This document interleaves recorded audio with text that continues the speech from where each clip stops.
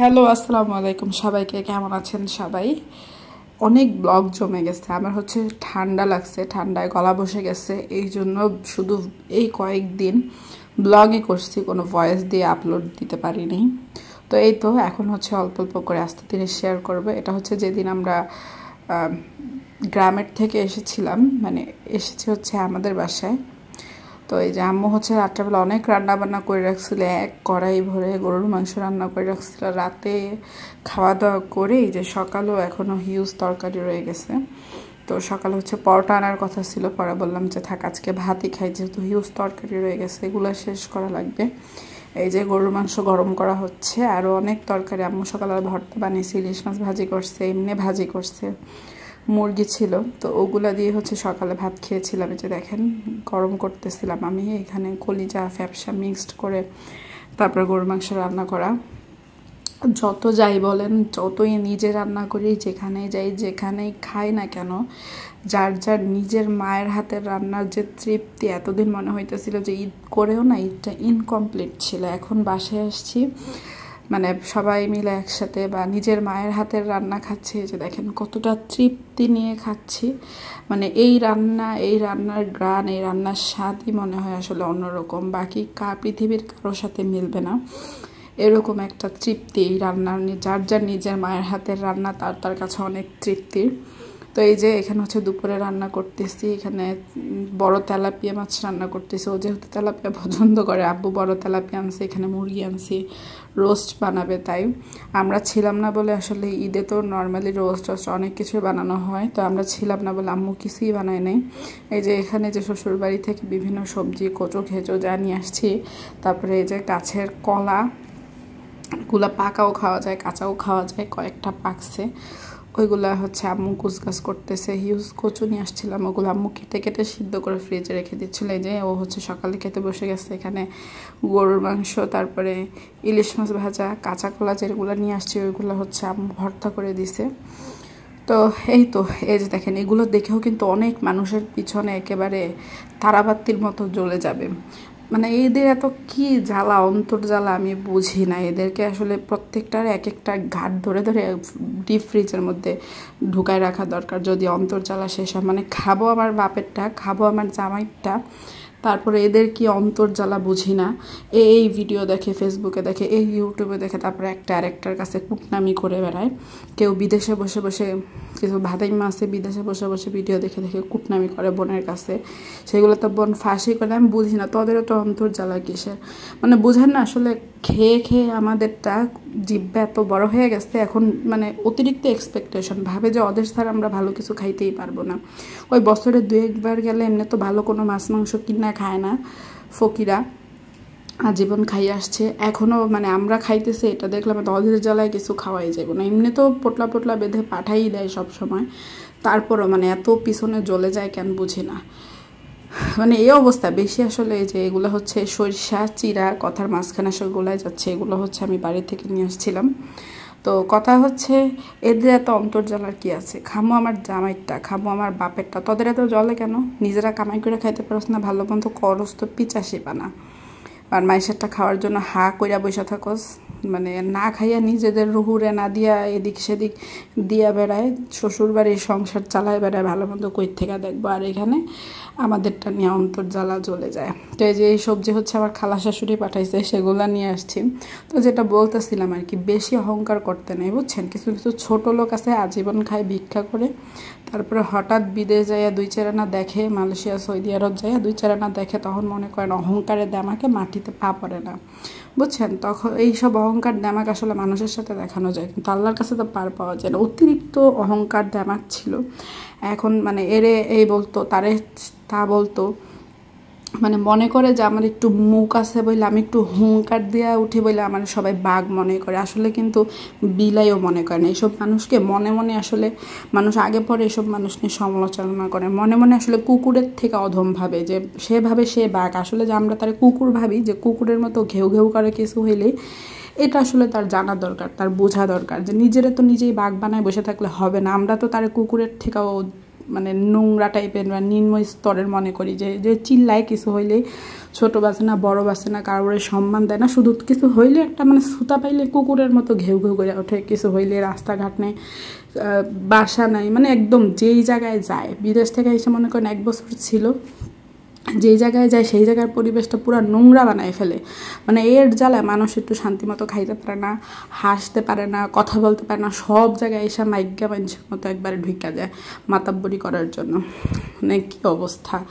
আর সব কথার এক কথা হচ্ছে আল্লাহর বিচার আছে, বুঝছেন। সব অহংকার দেমাক বেশি করা ভালো না। আমার আছে 1 টাকা, আমি 10 টাকার ফুটানি দেখাবো, 10 টাকার অহংকার দেখাবো, করলেই তো হয় না। এখন আল্লাহ এমন জায়গায় নিচে, বিশ্বাস করবেন না, এরকম একটা শ্বশুর বাড়ি জুটছে, এমন একটা বউ বিয়ে করছে, প্রতিবন্ধী তো প্রতিবন্ধী, মানে সমাজে নেওয়ার মতো না, দেখতে ঘৃণা লাগে। তার থেকে বড় কথা, এরকম এক শ্বশুর বাড়ি জুটছে, মানে বিয়ের পর খালি 6 মাস পর্যন্ত মানুষেরা ফোন করে ঢাকঢোল পিটাইছে যে মেম্বারের মেয়ে বিয়ে করছে, মেম্বারের মেয়ে বিয়ে করছে। বিশ্বাস করেন, এত ফকিন্নি মেম্বার আমার লাইফে আমি দেখিনি। যে এমনই মেম্বার, শুক্রে তো 8 দিন, মানে মুখে কথার কথা, শুক্রে তো 8 দিন ধরে হচ্ছে সরকার পতন হয়েছে বা হাসিনা চলে গেছে, তা নিয়ে যে পলাতক ওরকম না। মানে তাদের বিয়ের পর থেকেই দেখে আসলে প্রতিবন্ধী মেয়ে কেউ মনে হয় নিত না, বুঝছেন, অচল। এই জন্য টাকার গরম দেখায়, ফুটানি দেখায় মানুষের কাছ থেকে লাখ লাখ টাকা ঋণ করে, মানুষের ব্রেন ওয়াশ করে, আমাদের ব্রেন ওয়াশ করে, তারপরে প্রতিবন্ধী মেয়েরা হচ্ছে ঘাড়ে উঠাই দিছে। আজকে বিয়ে দিছে, কালকের থেকেই শুনি তার সেই কি বলে অতি অহংকার করে বলা মেম্বারের মেয়ে বিয়ে করছে। সেই মেম্বার আজকে বিয়ে দিয়ে শুনি কালকের থেকেই সে পলাতক। তার বাড়িতে ডেলি তারে বা মানুষ বাইন্ধা নিতে আসে, পরশু দিন তার বউরে বাইন্ধা নিতে আসে, তারপর দিন তার মেয়েদের বাইন্ধা নিতে আসে। মানে এত লজ্জার ব্যাপার, শরমের ব্যাপার, কি বলবো। আমার মনে হয় এই পর্যন্ত ফ্যামিলির কেউ এত নোংরা, এত লো স্ট্যাটাসের ফ্যামিলিতে যায়নি। আর তার মুখে আবার এখন পর্যন্ত এত বড় বড় কথা। মানে যার শ্বশুরের নিয়ে নিজেদের বাজারে খালতো ভাইয়ের দোকানে, মানে পাওনাদার খুঁজতে খুঁজতে খালতো ভাইয়ের কাছে চলে আসে বিচার দিতে। এক দিন এক পাওনাদার, তারপরে খালতো ভাইয়ের দোকানে বিচার বসে যে শ্বশুরের কাছে এত টাকা পায়।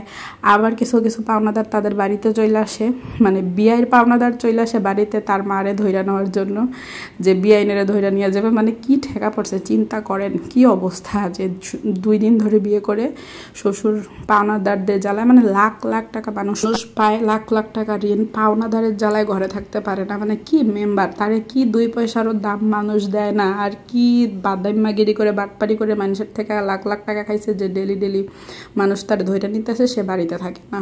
ঠিক আছে, এরকম কারণ না যে এখন সরকার পোল্ট্রি খাইছে বইলা সে বাড়িতে নেই।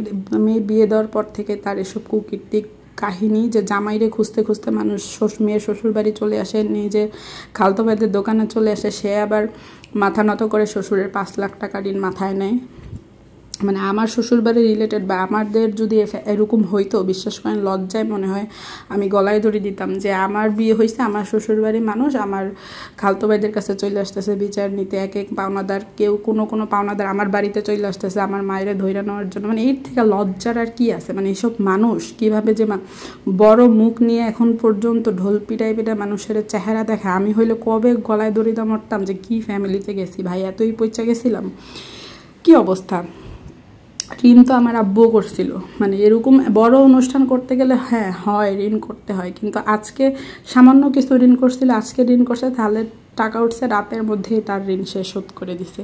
আবার তার সাথে কম্পেয়ার করতে আসে, বিশ্বাস করেন মানে সব নির্লজ্জ বেহায়াদের। আমার মতে এক কথায় ঠিকই আছে। তারপরে বেশি অহংকার করছে যে তার হচ্ছে ফল পাইছে। তারপরে এখনও গলাবাজি কইরা যায়, মানে গলাবাজি করে বইলে এখন পর্যন্ত টিকে আছে। শুধু মুখটা ছিল বইলা, খবিসের মতো মুখ যে।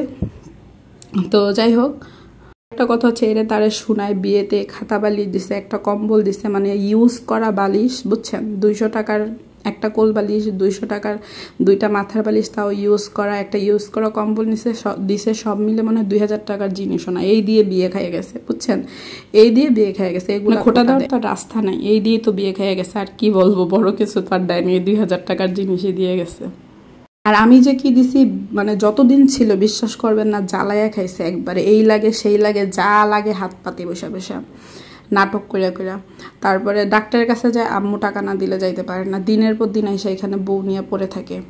যাওয়ার সময় আমি শপিং করতে আলাদা টাকা দিয়ে দিছি, তারপরে যাওয়ার আগে পর্যন্ত মনে করেন হাত মোজা পাও মোজা আলাদা শপিং, মানে নির্লজ্জের মতো টাকা দেয় না, বড় বড় লিস্ট ধরাই দেওয়া বসে থেকে টাকা শপিং করতে টাকা দিয়ে দিছি, তারপর আবার বড় লিস্ট ধরাই দিছে 4-5 হাজার টাকার, যেগুলো কিনাই না দেওয়া লাগবে সেগুলো যাওয়ার আগের দিন কিনাই না দিছি। বিদেশ বসে বসে লিস্ট পাঠায়, এই দেওয়া লাগবে সেই দেওয়া লাগবে, ভাত খাওয়ার প্লেট পর্যন্ত লজ্জা থাকলে আজকের পর থেকে ওই প্লেট দা ভাত খাইস না, বেহাইয়া ফকিরনি। দাঁতের ব্রাশ পেস্টের থেকে শুরু করে এক পোজা জিনিস, মানে শুধু লিস্ট পাঠায় দেয় 4-5 হাজার টাকার করে, এই পাঠানো লাগবে, আর টাকা দেওয়ার খবর নেই, আর এগুলো আমি পাঠাই বসে বসে। এগুলো বলতে পারোস না বেহাইয়া, আজকের পর থেকে এই জিনিসগুলো ইউজ করবি না, টোকাইয়ের ঘরে টোকাই। টোকাই মাসালা আগে বিক্রি করছে কাসকি মাছ, সে 15,000-20,000 টাকার করে জামা কাপড়ের লিস্ট পাঠায়, ওষুধের লিস্ট পাঠায়, তার বউ টাকা দেওয়ার খবর থাকে না, টাকা চাইতে গেলে সেই টোকাইয়ের কাছে ভালো না মাসালার।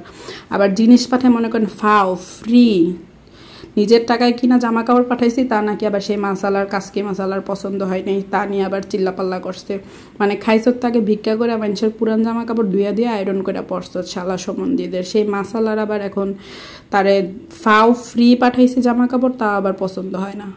কি বলবো, মানে মানুষের থেকে ফাও খাইতে মনে চাইবো, টাকা দিতে পারোস না, মানুষেরটা ফ্রি খাওয়ার আসে হা করে বসে থাকোস কেন, লুচ্চার জাত গোষ্ঠী।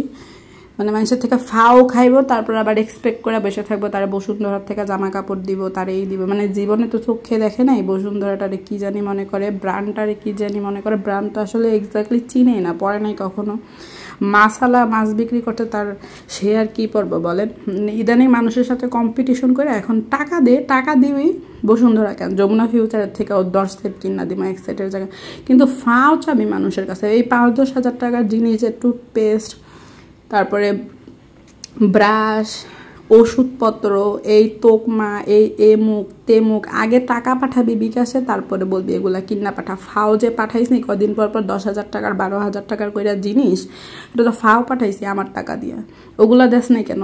আর 2,000 টাকার বালিশ, ইউজ করা বালিশ আর ইউজ করা কম্বল সব মিলা 2,000 টাকা না, তাও মনে হয় 2,000 জনের কাছে বলছি এই দিছি, মানে টোকাইরা বোঝেন না, জীবনে তো ভালো মন্দ কিছু দেখে নাই, ভালো মন্দ কিছু খায় নাই, তাই সারাক্ষণ খাইয়া না খাইয়া আমাদের নিয়ে পইরা থাকে, কই যেতেছি কই ঘুরতেছি, মানে নিজেদের জামাইদেরটা খামু, জামাই নিয়ে ঘুরতে যাবো, তাও ওদের মাথা ব্যথা, না ওদের টাকা দিয়ে খাই, মানে খাইতে জিব্বা গেছে ওভারলোডেড বড় হয়ে, এখন সময় হয়েছে জিব্বা ঠাস করে গেচি দিয়ে কাইটটা দিব, ঠিক আছে, ফার্মেসি থেকে নতুন কেচি না জিব্বা ঠাস করে কাইটটা দিব, দ্বিতীয়বার ফাইজলামি করার আগে সবার ভাববি টোকাইরা।